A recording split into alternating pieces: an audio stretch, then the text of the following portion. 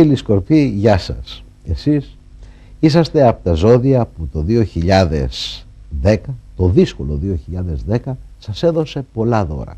Σας έδωσε αναπτύγματα και αιτίες για να μπορείτε να αισιοδοξείτε για ένα ακόμα καλύτερο αύριο.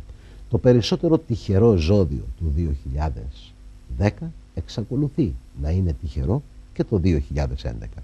Γιατί αν η χρονιά του 2010 έδωσε τις βάσεις, έδωσε τη σπορά, το 2011 θα δώσει τον θερισμό, τον κόπο σας.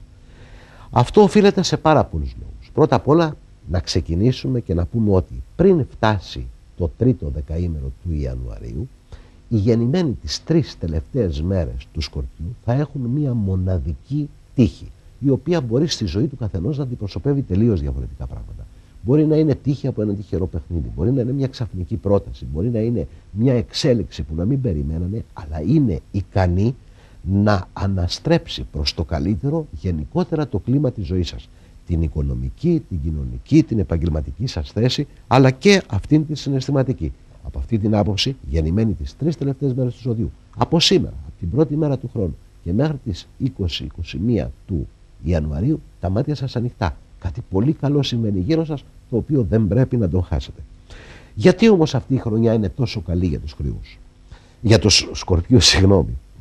Έχουμε έναν ουρανό σε συνδυασμό με ένα Δία μέσα στο χώρο της δουλειάς. Μέσα στο χώρο από τον οποίο μπορείτε να προσδοκάτε ανάπτυξη οικονομική και κοινωνική. Ο ουρανός στη σύνδεσή του με τον Δία δίνει άνοιγμα και πρωτοπορία. Πρωτοπορία και ιδέα η οποία ξεφεύγει από αυτό το πατροπαράδοτο. Θα είσαστε εσείς αυτοί οι οποίοι μπορείτε να κάνετε ένα μεγάλο βήμα στην καινούργια τεχνολογία, στο πρωτότυπο, στο διαφορετικό, το οποίο έχει όλα τα εχέγγυα, ξεκινώντας με τις αρχές του χρόνου, να είναι πετυχημένο, να πιάσει, να έχει αυτό το κάτι το οποίο μπορεί να κερδίσει γρήγορα και τις εντυπώσεις αλλά και το χρήμα. Από αυτή την άποψη λοιπόν, η χρονιά αυτή είναι μια χρονιά που τα σχέδιά σας, τα όνειρα και οτιδήποτε στείνατε και προγραμματίζατε κατά τη διάρκεια του 2010 μπαίνει γρήγορα σε εφαρμογή και απροβλημάτιστο κινείται προς το αύριο. Φαίνεται ότι η πρώτη μορφή ανάπτυξη, το πρώτο εξάμηνο, έχει να κάνει, είπαμε, με τα επαγγελματικο-οικονομικά και κοινωνικά σας στοιχεία.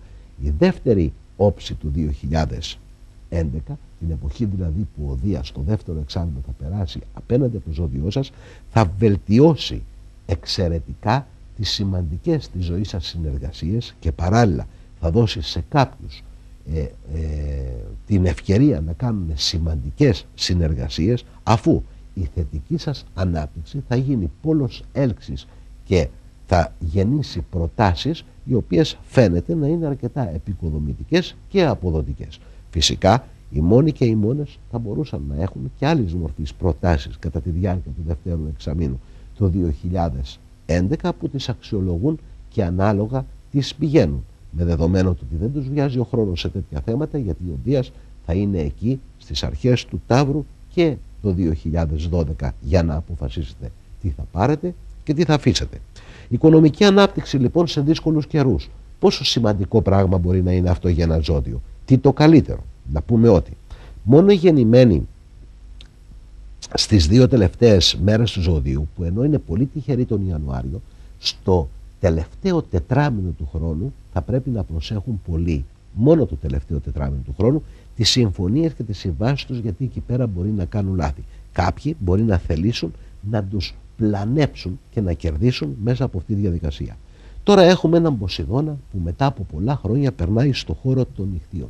Τι το καλύτερο για ένα Σκορπιό, αφού του δίνει έμπνευση, δημιουργία και τον κάνει να νιώθει έτοιμος να ξαναζήσει τον έρωτα στην πρώτη του μορφή, να ξαναζήσει το όνειρο, να το πούμε έτσι, να μπορεί και να ονειρεύεται και να πλησιάζει με σταθερά βήματα προς το στόχο του ονείρου του να ζήσει το όνειρό του.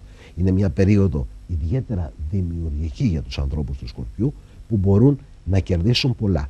Τι είναι το πλην? Γιατί πάντα ένας κύκλος έχει και το σκοτεινό του κομμάτι. Το πλην είναι το ότι υπάρχουν αιτίες γύρω-γύρω, μηνύματα, αιτίες οι οποίες θα σας ρίχνουν λίγο ψυχολογικά.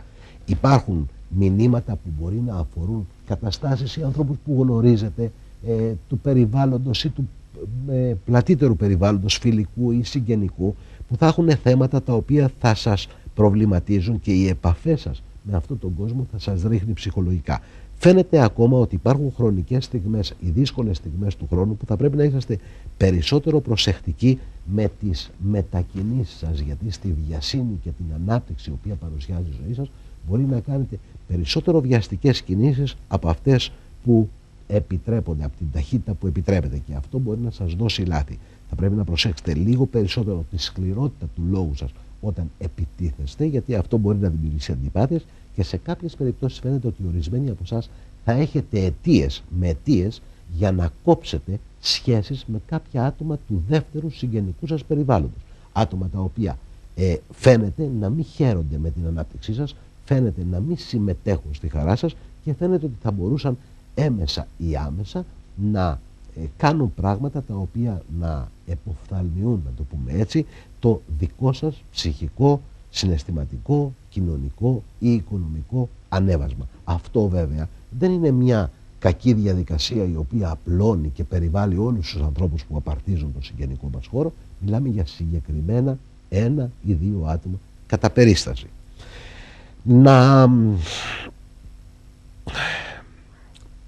Να πούμε ότι